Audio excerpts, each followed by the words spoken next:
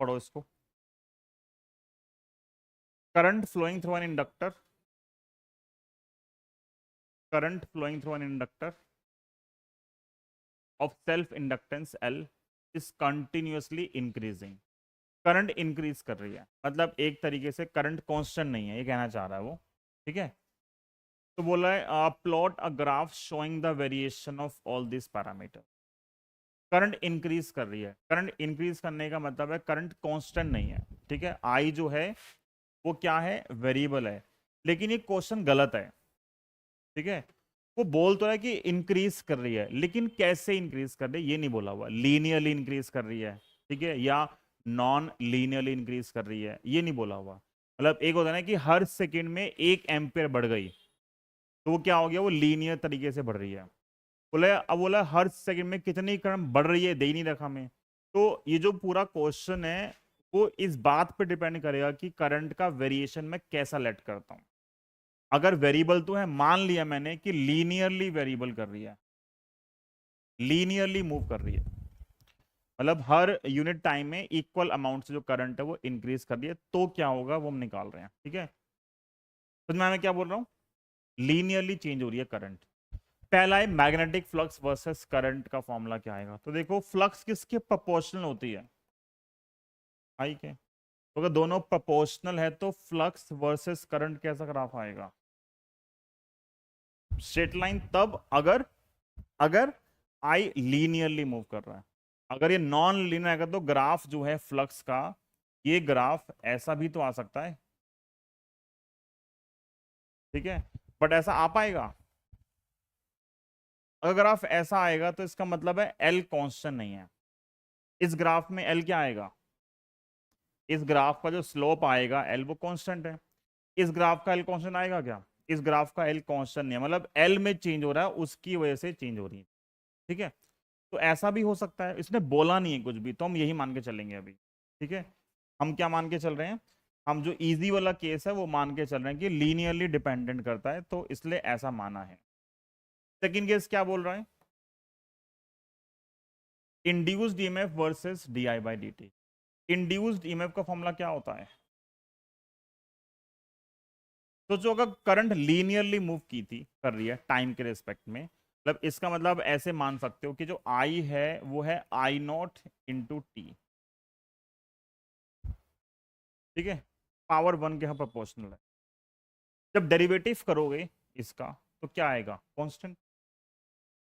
अगर I increase कर रहा है इससे तो करना डेरिवेटिव क्या आएगा, डी क्या आएगा यहाँ से, इसका डेरिवेटिव क्या आएगा, D I by D T क्या आएगा, आई नॉट बाहर, टाइम का 1, तो D I by D T कितना आएगा, आई नॉट कॉन्स्टेंट हो गया। तो अगर मैं ये एक्सप्रेशन मानता हूं तो यहां से D I by D T कितना आएगा, वो आएगा आई नॉट, और वो क्या है, वो क्या है, कांस्टेंट।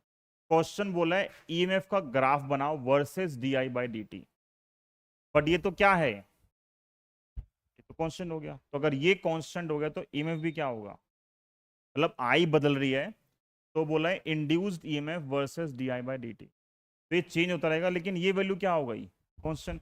मतलब आई बदल रहा है, आई बदल रहा है, लेकिन D I by D T क्या हो गया, तो ई भी क्या हो जाएगा, तो ग्राफ कैसा आएगा,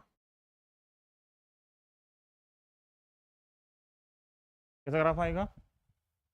बस एक गलती करोगे, ये गलती आपने, हॉरिजॉन्टल तो आएगी लेकिन ग्राफ कहाँ बनेगा, ऊपर या नीचे, माइनस साइन भी तो है बेटा, ये माइनस साइन भी तो है। दो केस होते हैं कि अगर ये डिक्रीज कर रहा है, मतलब ये इंक्रीज कर रहा है तो माइनस आएगा, ये डिक्रीज कर रहा है तो प्लस हो जाएगा, तो दोनों पॉसिबिलिटी हैं वैसे। बट अगर मैं मॉड लिखता, यहाँ पे मॉड लोगे तो फिर ग्राफ ऊपर बनेगा। मान लो अगर यहाँ मोड है तो फिर ग्राफ कहाँ बनेगा, ऊपर ही बनेगा हमेशा। ठीक है, इस सेकंड ग्राफ हो गया। ये क्वेश्चन भी बोर्ड का क्वेश्चन है, 3 मार्क का, 3 ग्राफ 3 मतलब 1 1 मार्क्स के। और magnetic potential energy stored versus current, तो यू का फॉर्मूला क्या होता है, यू क्या होता है, हाफ एल आई स्क्वायर। तो देखो यू की पावर 1 है और आई की पावर 2 है, तो ग्राफ की शेप कैसी बनेगी, याद है, 11th क्लास में कुछ सीखा था, अगर एक वेरिएबल की पावर 1 है और एक वेरिएबल की पावर 2 है तो दोनों के जो बीच में ग्राफ बनता है वो ग्राफ कैसा बनता है? पैराबोलिक ग्राफ बनता है। कुछ याद है? नहीं है याद? ये सबसे पहला ग्राफ आपने पढ़ा था इसके अंदर, मतलब कॉमन शेप ही आती है, Y square plus minus 4ax और x square plus minus 4ay। तो ये 4 पैराबोला थे जो कॉमन बनते हैं। तो पैराबोला की जो आइडेंटिफिकेशन है वो यही है कि दो वेरिएबल जिनके बीच में ग्राफ प्लॉट करना है। यहाँ पे एक की पावर कितनी आ रही है? 2। एक की कितनी पावर आ रही है? 1। आता ड्रॉ करना पैराबोला? नहीं आता, भूल गए? पैराबोला ड्रॉ करना आता है? क्या ग्राफ आएगा? इसका ग्राफ कैसा आएगा? देखो दो पॉसिबिलिटी यहाँ पे, पॉसिबिलिटी एक ऐसे है या ऐसे है। कौन सा ग्राफ बनेगा? कौन सा? ऐसे वाला ग्राफ बनेगा ना, जिसका स्क्वायर होता है उस एक्सिस पैराबोला बनता है, जो वेरिएबल लीनियर होता है उसकी तरफ मोड़ देते हैं। तो आई का स्क्वायर है तो आई एक्सिस पे, यू की पावर 1 है तो इसकी तरफ मोड़ दे, तो बेटर बना सकते। ठीक है, अगर इसी क्वेश्चन में मैं यहाँ पे आई कर देता और यहाँ यू करता तो आई का स्क्वायर यहाँ पे, इधर मोड़ोगे तो फिर ग्राफ यहाँ पे।